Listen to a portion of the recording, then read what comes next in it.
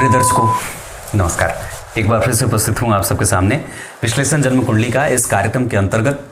आज जो आपके सामने कुंडली लेकर के आया हूँ, ये कुंडली आई है मेरे पास दिल्ली से। सामान्यतया कोई भी व्यक्ति जो सच्चे अर्थ में थोड़ी बहुत भी धर्म को समझता है, वो कभी किसी भी अवस्था में अपने दाम्पत्य को तोड़ना नहीं चाहता है। पर कई बार हमारे शरीर के अंदर का तत्व और सामने वाले के शरीर के अंदर के तत्वों की स्थिति अगर मैच नहीं करती है तो विवाह टूटने की स्थिति में चला जाता है या बहुत ही ज़्यादा परेशान हो जाता है। कुछ ऐसे ही एक कुंडली के साथ आपका परिचय कराने वाला हूँ। आप लोग तो ज्योतिष के जानकार हैं। सप्तम भाव में शनि को देख करके ये बात आप लोग आवश्यक रूप से समझ गए होंगे कि इनका दाम्पत्य ठीक नहीं है। और कितने मामले ऐसे होते हैं हमारे समाज में जो न्यायालय तक पहुंच जाते हैं, पर कितने मामले अंदर ही चार दीवारी के अंदर बंद रहते हैं। कई बार जो उसका विक्टिम है वो और जो कुलप्रित जिसको बोलते हैं वो कानून की दृष्टि में न तो आते हैं और न तो उनको सही न्याय मिल पाता है। शुरू करते हैं आज का कार्यक्रम। कहीं नहीं जाना है, बिल्कुल बन के रहिएगा। कार्यक्रम के आरंभ में आपको मैं ये बात कहूं कि प्रत्येक दिन देखा करिए कार्यक्रम। और सबसे पहले आपसे आपका परिचय आज के इस कुंडली के विश्लेषण के पंचांग से परिचय करा देता हूं। मार्गशीर्ष माह में जन्मे हैं, दक्षिणायन में जन्म हुआ है। अब इस आधार पे व्यक्ति का जो प्रभाव है वो कई बार शून्य है दूसरों के लिए। वो इतना अच्छा है पर फिर भी उसका कोई बेहतरीन लाभ उसके लिए नहीं मिल रहा। दक्षिणायन में जितने ही पापग्रह होते हैं, शनि, मंगल, राहु, केतु, ये सारे के सारे ग्रह पापग्रह बलवान हो जाते हैं। और जितने ही शुभ ग्रह होते हैं वो दक्षिणायन में कमज़ोर हो जाते हैं। तो शुभ ग्रहों के कमज़ोर होने से क्या होगा? अब व्यक्ति के जीवन में शुभ लक्षणों की कमी होगी। और पापक ग्रहों के प्रभाव से के कमज़ोर होने से क्या होगा कि पापक प्रभाव कमज़ोर होगा, है ना। तो दक्षिणायन में सारे के सारे पापक ग्रह बली हो जाते हैं। मतलब अब व्यक्ति के प्रभाव में पाप बढ़ेगा, उसके साथ उसके जीवन में, उसकी घटनाओं में पाप की स्थिति बढ़ेगी या संघर्ष बढ़ेगा, क्योंकि पापक ग्रह हैं वो अपना नेचर तो प्ले करेंगे ही। गुरुवार को जन्मे हैं और ये तुला लग्न की कुंडली है। लग्न में ही शुक्रदेव बैठे हैं मंगल के साथ, जो तुला लग्न की कुंडली के लिए सबसे ज़्यादा खतरनाक और कमज़ोर ग्रह, मतलब जिसको अच्छा नहीं कहते हैं, वो इस कुंडली के लिए मंगलदेव होते हैं।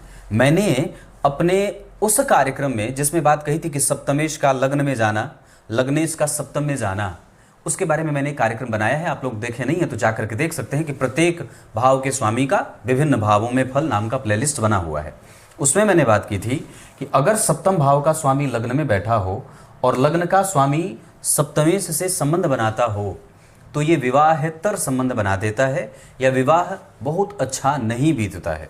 इस अवस्था में कई बार पति और पत्नी के बीच में बहुत ही सुमधुर संबंध नहीं देखने को मिलते हैं। क्लियर है? यहाँ पे आगे बढ़ने पे शुक्ल पक्ष की चतुर्दशी तिथि, जहाँ व्यक्ति के पास धन है उसके पास धन की समस्या नहीं होगी, उसका चरित्र खराब नहीं है, उसका चिंतन खराब नहीं है, वो व्यवहार कुशल है, वो धार्मिक है, चिरंतन है, सुखी भी है, पर अपने लिए, मतलब उसका सुख जैसे ही वो किसी दूसरे में सुख ढूंढने चलता है उसको तकलीफ मिलती है और मिलेगी। लेकिन जैसे वो अपने आप को ही परमात्मा के प्रभाव में रखता है, जब कभी वो परम सुख की प्राप्ति करना चाहता है तो वो परमात्मा की तरफ जब आगे बढ़ेगा तब तब उसको श्रेष्ठ लाभ मिलेगा। लेकिन चूंकि शुक्ल पक्ष में जन्मे हैं तो व्यक्ति को संतति के सुखों में कमजोरी भी देखने को मिलती है। शुक्ल पक्ष के चतुर्दशी तिथि के चंद्रमा बड़े ही शुभग्रह परिणाम होते हैं, शुभ परिणाम देने वाले होते हैं, मतलब शुभग्रह होते हैं। और शुभग्रह के जो चंद्रमा होते हैं वो जातक को धनवान, सुखी, मतिमान और कुलीन बनाते हैं। उसे मतिभ्रम नहीं होता और वो भ्रमित नहीं होता है। हाँ, पर वो सिर्फ अपने लिए ही कई बार अच्छा होता है। वो समाज के लिए चाहे जितनी बार भी अच्छाइयाँ प्रस्तुत करना चाहता है अपने नेचर से, उसको उसका प्रतिफल कमज़ोर मिलता है। इसके लिए कई बार कुंडली के बाकी के अन्य पक्ष भी जिम्मेदार होते हैं। गुरुवार को जन्मे हैं और गुरु इस कुंडली के लिए रोग भाव के साथ साथ तीसरे भाव के स्वामी हैं। लग्न में तृतीयेश और रोगेश होकर के बैठे हैं। तो अब जैसे रोग भाव का स्वामी जन्म कुंडली के सप्तम भाव को देख रहा है और इस कुंडली के दशम भाव के स्वामी शौर्य योग लगा रहे हैं। तो अब यहां से व्यक्ति का जो करियर होगा वो किसी दूसरे से लाभान्वित नहीं होगा, उसको स्वयं से सारी चीजें करनी पड़ती है। दशम भाव का स्वामी जब कभी भी उच्च का हो जाए और अष्टम भाव में बैठ जाए तो इसे शौर्य योग कहते हैं। जैसे मान लीजिए अगर यहाँ 12 नंबर लिखेगा तो 1 और 2, तो अगर शुक्र दशम भाव के स्वामी बनते हैं और अष्टम स्थान में उच्च के हो जाएंगे तो ये शौर्य योग घटित होता है। और इस योग में जन्मे जातकों को जीवन में सुखों की प्राप्ति के लिए, समाज में अपने प्रतिष्ठा को पुनर्प्राप्त करने के लिए, घर में सुख की वृद्धि करने के लिए और अपने आप को बेहतरीन बनाने के लिए बड़ी मशक्कत और मेहनत करनी पड़ती है। अष्टम भाव के चंद्रमा इस कुंडली की प्रधानतया जो एक तरीके से कमजोर पक्ष कह सकते हैं। अष्टम भाव में चंद्रमा, शनि मंगल का प्रभाव केंद्र में, राहु और केतु का प्रभाव सप्तम पे। लग्न के ऊपर राहु मंगल का प्रभाव, शनि का प्रभाव, सप्तम के ऊपर मंगल शनि राहु सबका प्रभाव। तो मैंने ये बात कही है और आचार्यों ने भी बात कही है कि जब जन्म कुंडली के केंद्र में पापक ग्रह बैठ जाते हैं तो वो तटस्थ हो जाते हैं, मतलब अब उनका जो शुभ प्रभाव होता है वो भी दिखने लगता है, लेकिन पापक प्रभाव भी बना रहता है, स्वतंत्र हो जाते हैं। पर देखने में अधिक बार ये बात आई है कि जिस भी जातक के जीवन में उतार चढ़ाव रहे हैं उस व्यक्ति के कुंडली में कहीं ना कहीं किसी एक भाव से शनि मंगल राहु केतु का संबंध बना है, या तो फिर केंद्र में ही शनि मंगल राहु केतु अवस्थित होकर बैठे। उनकी स्थिति जब केंद्र में हो जाती है तो व्यक्ति के जीवन को परेशान करने का उनको एक अलग बड़ा ही सपाट सड़क मिल जाता है, जिससे वो जातक के जीवन को संघर्ष में डाल देते हैं। किसी भी जातक की कुंडली में अगर किसी भी एक भाव पे शनि मंगल राहु और केतु की दृष्टि जा रही है तो वो भाव भी परेशान होगा और जातक की कुंडली भी परेशान होगी। ठीक उसी तरीके से अगर जन्म कुंडली के केंद्र में, मैंने इस पे एक अलग कार्यक्रम बनाया है कि अगर जन्म कुंडली के केंद्र में शनि मंगल राहु केतु बैठ जाते हैं, आप लोग देखेंगे तो महत्वपूर्ण ज्योतिषीय कार्यक्रम में वो आपको कार्यक्रम मिल जाएगा, तो ये परेशान करने का नया एक चैप्टर लिख देते हैं। शिव योग में जन्मे होने से इस योग को पहचानने की आवश्यकता है। आपका जन्म कृतिका नक्षत्र में हुआ है। कृतिका नक्षत्र में ओम अग्नये नमः इस मंत्र का जप व्यक्ति को प्रत्येक दिन कम से कम 108 बार करना चाहिए। जीवन की तमाम समस्याएं, चाहे वो स्वास्थ्य से हो, चाहे वो चिंतन से हो, चाहे वो दाम्पत्य से हो, चाहे आपके स्वभाव से हो, चाहे आपके किसी भी प्रकार के सुखों के प्राप्त न होने को लेकर के हो, इसमें किसी भी प्रकार की कोई समस्या होगी तो व्यक्ति ओम अग्नये नमः या श्री अग्नये नमः इस मंत्र का जप कर सकता है। कृतिका नक्षत्र वस्तुतः सूर्य का नक्षत्र होता है, जिसके स्वामी देवता सूर्य नारायण होने के साथ साथ अग्नि देवता भी होते हैं। कपास की जड़ अगर कहीं मिल जाए तो कपास की जड़ को अपने गले में धारण करना चाहिए। इसी मंत्र का कम से कम 1000 बार जप करके या 5000 बार जप करके सूर्य ग्रहण के समय, अगर कभी सूर्य ग्रहण लगे तो भगवान सूर्य के सूतक काल, जब ग्रहण का सूतक काल लगता है और ग्रहण के मोक्ष तक इस मंत्र का जप किया जाए और इस मंत्र में वो जो जड़ मैंने बताया, कपास की जड़ को सामने रख के पलाश के पत्ते पे या तांबे के पात्र में अक्षत धूप दीप गंध आदि से पूजा करके कपूर की आरती करके इसी मंत्र को सिद्ध किया जा सकता है, श्री अग्नये नमः। और उसके बाद ये मंत्र का जो शक्ति जिस मंत्र ये ताबीज में जब निहित हो जाए तो अपने गले में धारण कर सकते हैं। इसके साथ साथ इस कुंडली के लिए गीता जी के दूसरे अध्याय का पाठ आवश्यक रूप से करना होगा। इससे और इसके साथ साथ गीता जी के 11वें अध्याय का पाठ भी करना होगा। ये दोनों ही अध्याय आपके जीवन के वास्तविक समस्या से, हमारे जीवन में ना बड़ी बातें होती हैं, जैसे कई बार हम उस समस्या को प्रभु प्रधान समस्या मान लेते हैं, अपनी प्रधान जो है वो मूल समस्या मान लेते हैं, जो वस्तुतः सिर्फ सांसारिक ही है। गीता जी के अध्ययन अध्यापन से आपको इस बात का पता चल जाता है, निरंतर अध्ययन से, कि वस्तुतः आपकी असली समस्या क्या है। जैसे अर्जुन के सामने वस्तुतः उनको राज्य को प्राप्त करने की मूलतः समस्या नहीं थी। वो इस समस्या से ग्रसित अपने आप को नहीं मानते थे कि मेरे भाई ने मुझे मेरा राज्य नहीं दिया है। ये उनकी मूल समस्या नहीं थी। मूल समस्या जो सामने उनके सभी लोग खड़े थे और जीवन के अर्थ को वो जब तक नहीं समझते थे, जीवन के कर्तव्य को नहीं जब तक समझते थे, तब तक उन्हें सारी बातें, सब समस्या की मूल बिंदु जड़ ही दिखाई देता था। पर जब तक भगवान ने उन्हें गीता का संपूर्ण पाठ नहीं पढ़ाया, तब तक उनको वास्तविक समस्या से उनका परिचय नहीं हुआ था। गीता जी का अध्ययन हमारे जीवन के वास्तविक समस्याओं से हमारा परिचय करा देता है। आमतौर पे एक सामान्य व्यक्ति के जीवन में नून तेल रोटी से ज़्यादा उसकी बड़ी समस्या है नहीं, और कलयुगी प्राणी में तो इससे बड़ी और कुछ सोचने की हिम्मत और हैसियत भी नहीं है। पर जैसे ही आप अपने ग्रंथ के समीप जाते हैं, गुरु के समीप जाते हैं और भगवान के समीप जाते हैं, तो आपको तब पता चलता है तेरे की, मैं तो कुछ और ही समस्या को समझ रहा था कि ये मेरी प्रधान समस्या है। पति का सुख न मिलना ये प्रधान समस्या नहीं है। वस्तुतः जो परम पति है उससे दूर होना प्रधान समस्या है। और आपके किसी भी समस्या का अंत आपके प्रधान पति के पास बैठा है। वो लेके बैठा है, आपकी समस्त समस्याओं का निदान उसके पास है, और आप अपना सुख किसी और पति के पास ढूंढ रहे हैं। अब बात करते हैं आगे।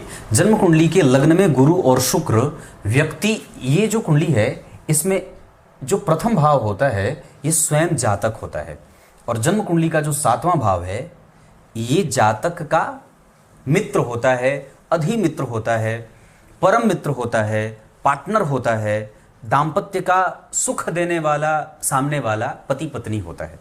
यहीं पे नीच का शनि बैठा है। जब आप सप्तम भाव को लग्न बनाएंगे, मतलब अगर हम नवांश कुंडली को थोड़ी देर के लिए हटा देते हैं और हमें जब अपने स्पाउस के बारे में चरित्र चिंतन करना हो तो हम सप्तम भाव को लग्न बनाएंगे, और जब सप्तम भाव को लग्न बनाएंगे तो लग्न में ही नीच के शनि बैठेंगे, जिस पे सामने से गुरु शुक्र और मंगल, जहां पे मंगल और शुक्र परम मित्र होते नहीं और गुरु और शुक्र परम मित्र नहीं होते, इन 3 ग्रहों की दृष्टियां लग्न पे चली जाएंगी।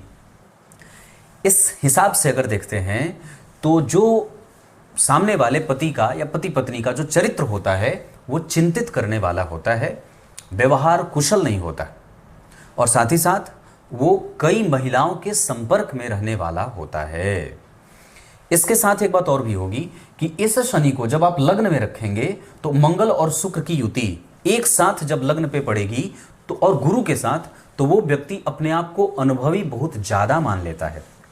ये आप अनुभवी हैं, पर जब आप अपने दाम्पत्य पे विचार करते हैं तो आपका पति आपसे ज्यादा अपने आप को अनुभवी मानता है, और कई बार तो वो अपनी गलतियां स्वीकार भी नहीं करेगा और इतनी निकृष्टतम गलतियां कर बैठता है जिसको क्षम्य नहीं माना जा सकता, जिसको क्षम्य नहीं मान सकते।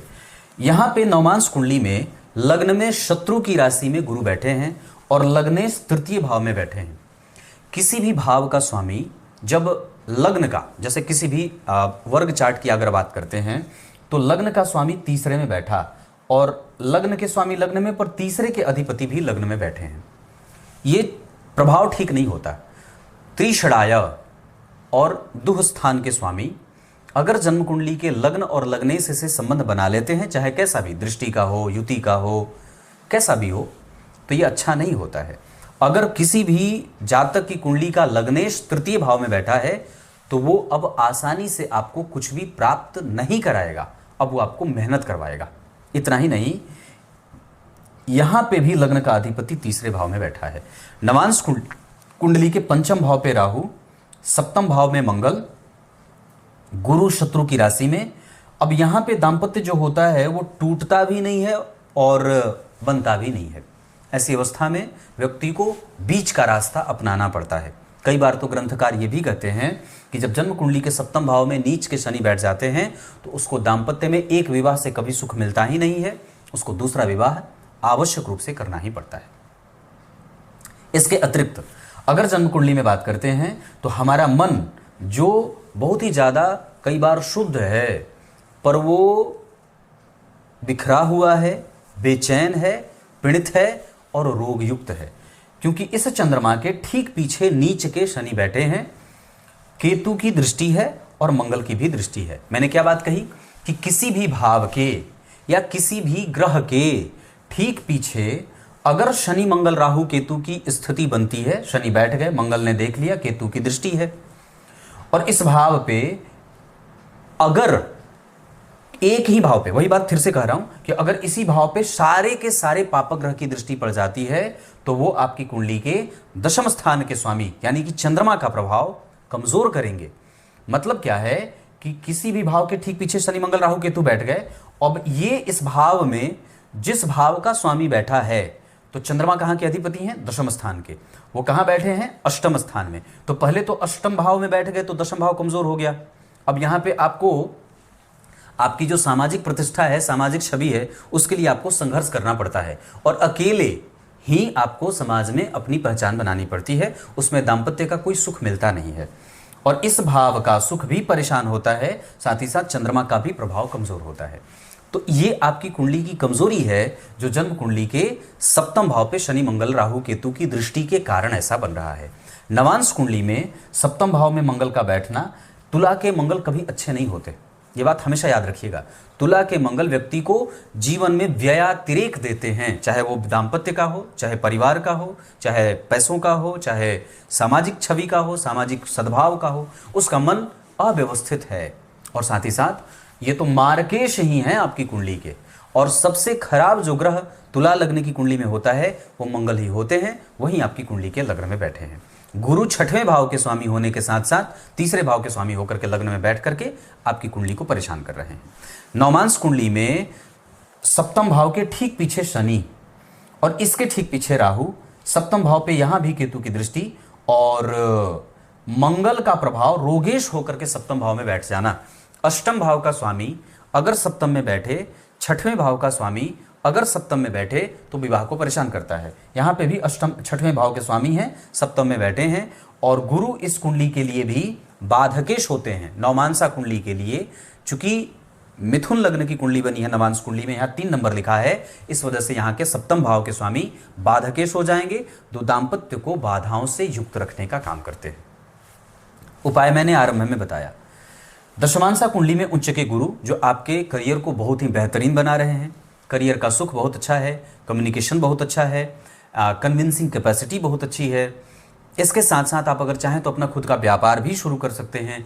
करियर वाला क्षेत्र इस कुंडली में कमज़ोर नहीं है। इस व्यक्ति के पास पैसे हैं और उसका सारा काम अपने ही से करना होगा, उसको कहीं से कुछ मिलेगा नहीं। न तो कुटुंब का सुख मिलेगा, क्योंकि द्वितीय भाव में वृश्चिक राशि बनी है जो रोग की राशि है, जहां सूर्य बैठे हैं एकादशवें भाव के अधिपति होकर के। अब ऐसी अवस्था में जो आपका कुटुंब है वो भी आपसे लालच ही बांध करके बैठा है, वो भी आपसे कुछ प्राप्त ही करना चाहता है।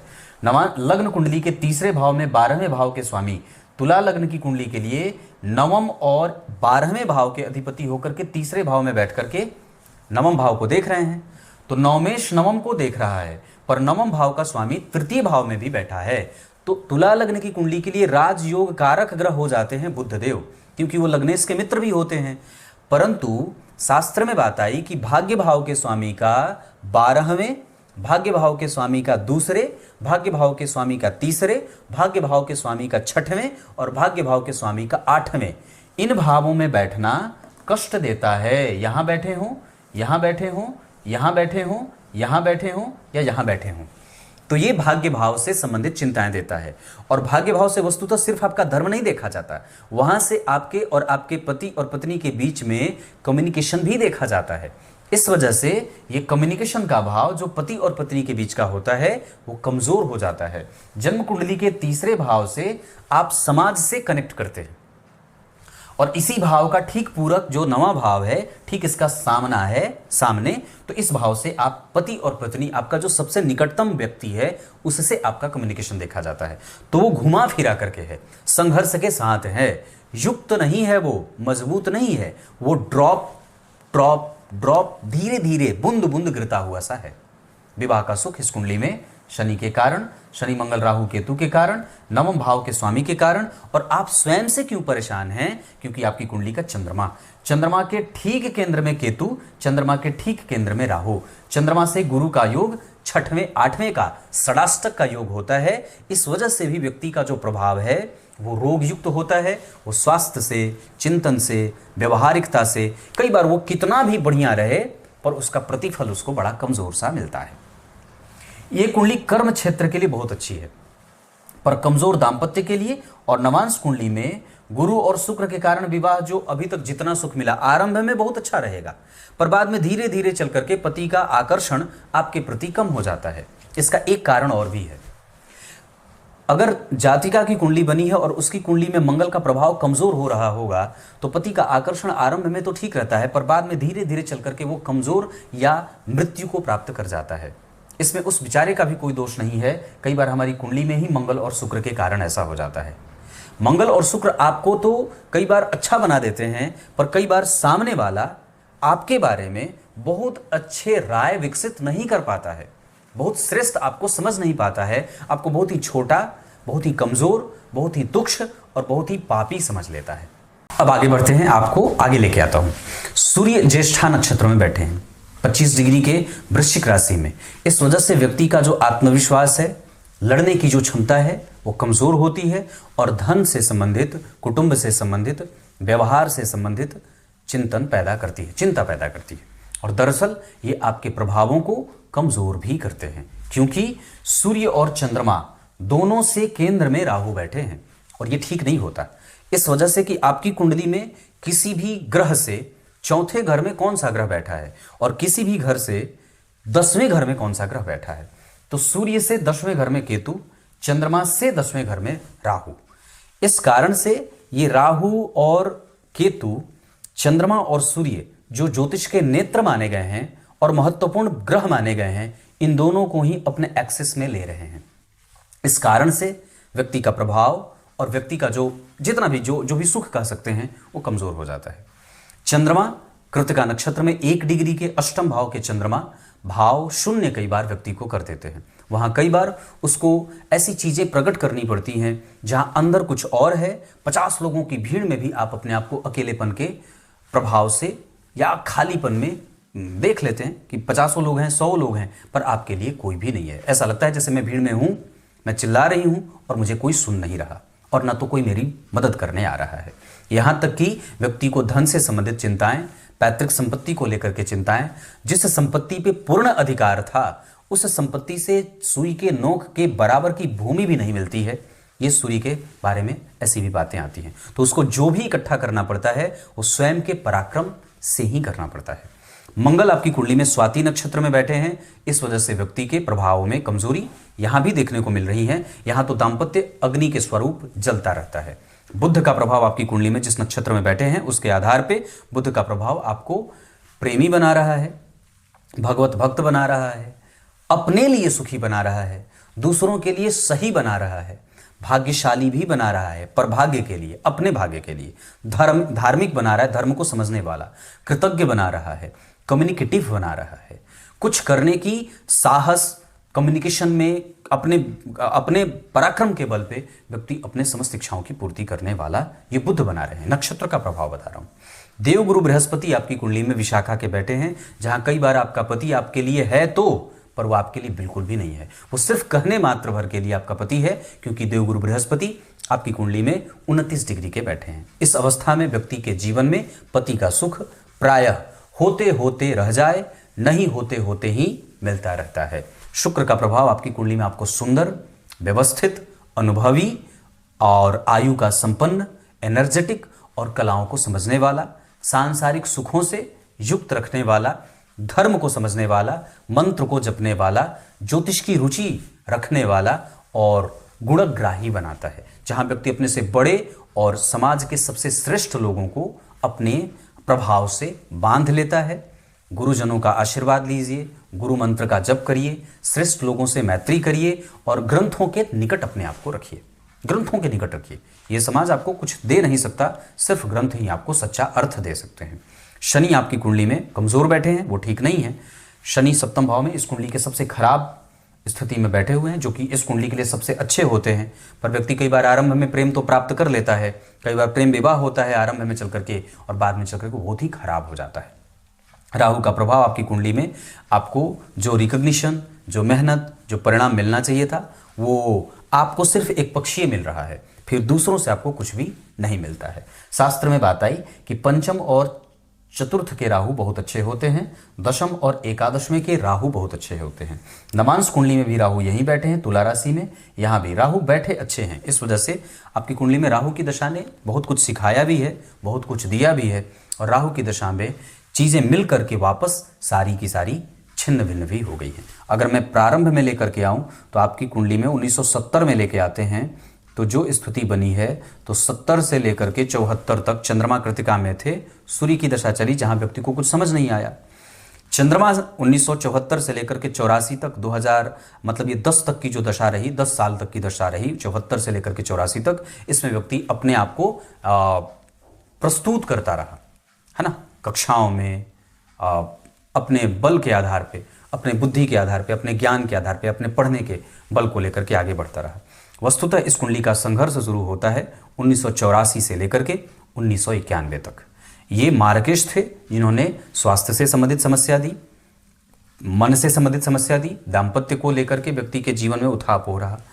राहु 1991 से लेकर के 2009 तक भयंकर कष्ट नहीं ही दिए हैं, कुछ हद तक तो इनका परिणाम अच्छा भी रहा है, क्योंकि गुरु से दृष्ट है, तो काफी हद तक उनका जो अपना नेचर था वो तो ग्रह प्ले करता है, पर बाकी ग्रह गुरु की दृष्टि से और ग्रह के जो जिस राशि में बैठे हैं उस राशि का अधिपति कम से कम केंद्र में बैठा है।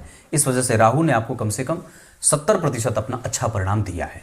जाते जाते उन्होंने कष्ट देने शुरू किए हैं, और तब जाकर के आपकी कुंडली में 2009 के बाद से लेकर के 2025 तक ये जो गुरु की दशा चली है, इसमें आपका जो सबसे निकटतम व्यक्ति था, जिसको आपको सबसे ज़्यादा आप मानते थे, जिसका प्रेम सबसे ज़्यादा आपको मिलना चाहिए था, जो पति होता है, वही आपका परम शत्रु बन जाता है। तो इस कुंडली में गुरु की दशा ने पति के सारे पक्षों को बहुत ही क्रूरता के साथ प्रस्तुत किया है, दिखाया है, और पति ही सबसे निकृष्ट दुश्मन इस कुंडली का बन जाता है। ये गुरु की दशा अभी 2025 तक चलेगी। उसके बाद आपके जीवन का सत्य सिद्ध होगा, जहां शनि की दशा आएगी, जहां आप एकाकीपन में जाएंगे, अपने आप को आइसोलेट करेंगे, अलग करेंगे, लोगों से मिलना कम होगा, धर्म की समझ बढ़ जाएगी, तीर्थ यात्रा का मन करेगा, अपने आप को एकांत में रखने का बड़ा मन करेगा, और फिर इस जीवन का वास्तविक स्वरूप आपको समझ में आएगा। शनि की दशा को धर्म की दशा कही जाती है, जितना ज्यादा हो सके धर्म करना चाहिए। चंद्रमा से चौथे घर के केतु कंफ्यूजन और घर बसने में दिक्कत देते हैं। चंद्रमा से छठवें घर में गुरु रुग्णता, अव्यावहारिकता, सुख की प्राप्ति न होना और स्वास्थ्य में परेशानी देते हैं। चंद्रमा से छठवें घर में शुक्र, ये और मंगल के साथ उनकी युति, ये शुगर पेशेंट और बीपी और हार्ट की समस्या देते हैं। चंद्रमा से सातवें घर में सूर्य, ये व्यक्ति को समाज में, जो उनका समाज है, उनमें एक अच्छा भाव रखवा देते हैं, है ना। चंद्रमा से आठवें घर में बुध, आपको प्रैक्टिकल बनाते हैं और कम से कम आपको सहने की ताकत देते हैं। चंद्रमा से 10वें घर में राहु, आपकी कुंडली को प्रैक्टिकल बनाते हैं और वस्तुतः आपको कुछ कमाने वाला बना देते हैं। दशमांशा इस कुंडली का बहुत अच्छा है, उसमें कोई दोष नहीं है। इस कुंडली के शनि अच्छे नहीं हैं, जो सप्तम भाव में बैठे हैं। इस कुंडली में कमजोरी मंगल और शुक्र के कारण पति जो मिलता है वो अतिरिक्त कामों, कई महिलाओं के संपर्क में रहने वाला और अपनी पत्नी को जरा भी आदर मान सम्मान नहीं देने वाला बनता है। गुरुवार का व्रत इस कुंडली के लिए बहुत अच्छा रहेगा। आपको गुरुवार का व्रत करना चाहिए, ब्राह्मण को दान देना चाहिए, गुरु मंत्र का जप करना चाहिए। जितनी आवश्यकता है इस कुंडली को गुरु मंत्र की, उतनी आवश्यकता दवाइयों की भी नहीं है। आप अपने आप को गुरु के समीप लेके जाइए, गुरु मंत्र से दीक्षित करिए। ऐसे बल के आधार पर अगर बात करूं तो आपकी कुंडली में 8 अंक बहुत अच्छा रहेगा। नक्षत्र के आधार पर अगर बात करते हैं तो आपकी कुंडली में नक्षत्र अच्छा रहेगा भरणी और मृगशीरा, अनुराधा, पुष्य, पुनर्वसु और श्रवण, ये नक्षत्र अच्छे रहेंगे। इसके अतिरिक्त आपकी कुंडली में धन कमाने के लिए अगर बात करते हैं तो दक्षिण और पूर्व की दिशा बहुत अच्छी रहेगी। इस कुंडली में अभी जो शनि की दशा 2025 के अक्टूबर से आएगी, इस दौरान अगर हो सके तो एक लाजवर्त आपको धारण कर लेना चाहिए। लाजवर्त आपको बहुत बल देगा। इसके अतिरिक्त इस कुंडली में अगर कुछ रत्न पहनना हो तो आप शुक्र का रत्न ओपल भी पहन सकते हैं। नवमांश कुंडली में भी उच्च के हैं, लग्न में भी स्वग्रही हैं। दो तीन बातें और भी हैं जो बता दूं। इस कुंडली में दशाएं कैसी जाएंगी, तो अष्टक वर्ग और चक्र के आधार पे राहु, केतु, मंगल और सूर्य की दशाएं टफ बीतती हैं, पर व्यक्ति के पास काम रहता है, मानसिक अशांति होती है, घर में द्वेष होता है। लेकिन गुरु, शनि, बुध, चंद्रमा और शुक्र का अंतर, प्रत्यंतर और महादशा मानसिक शांति देने वाली रहेंगी, और इसमें व्यक्ति अपने आप को समझने वाला भी हो जाता है। वाहन वगैरह का सुख इस कुंडली में बिल्कुल है, इसमें कोई दिक्कत नहीं है। पिता का सुख इस कुंडली में बहुत अच्छा है, और व्यक्ति कई बार अपने पिता के ही जैसा है। इसके अतिरिक्त संतान वगैरह का सुख आपकी कुंडली में कंफ्यूजन के साथ है, भ्रम के साथ है, तो उसके लिए आपको कई बार लड़ना पड़ता है। इसके अतिरिक्त अगर मैं बात कर दूं तो दशाओं में किस दशा काल में कौन सा काम करना होगा। बुध की दशा में और गुरु की दशा में और शनि की दशा में आप नौकरी, संतान, दाम्पत्य और यात्रा, तीर्थ यात्रा, इससे संबंधित कोई भी काम कर सकते हैं। ये कुंडली कोर्ट केस कचहरी के मामले में अगर उलझ जाएगी तो बहुत लंबा खींच जाएगी। इस वजह से कोशिश करें कि उधर से बच के रहें। इसके अतिरिक्त इस कुंडली में शुक्र और मंगल की दशाएं परेशानी खत्म करने वाली भी रहेंगी, पर मंगल की दशा थोड़ी कम परेशानी खत्म करने वाली रहेगी, उल्टा वो कई बार देने वाली भी रहती है। मंगल की दशा में आपका साहस बढ़ जाता है, कम से कम आप अपने आप को बलवान बना लेते हैं। इसके अतिरिक्त संतान से संबंधित अगर कोई निर्णय लेना हो, एजुकेशन से संबंधित निर्णय लेना हो, अपने करियर और कारोबार को लेकर के कोई निर्णय लेना हो, तो आप शनि और सूर्य की दशा का इस्तेमाल कर सकते हैं। भवन, भूमि, वाहन से संबंधित अगर कोई निर्णय लेना हो तो शनि और बुध की दशा का इस्तेमाल कर सकते हैं। तीर्थ यात्रा के बारे में मैंने बात कही, बुध और गुरु। इसके अतिरिक्त पैतृक संपत्ति और संपत्ति की वृद्धि, संपत्ति की प्राप्ति, इस संबंध में अगर कोई निर्णय लेना हो तो आप मंगल की दशा और सूर्य की दशा का इस्तेमाल कर सकते हैं। अब सिर्फ आपको देखना होगा कि आपको कौन सी दशा चल रही है और कौन सा काम करना है। तब तक के लिए बहुत बहुत नमस्कार।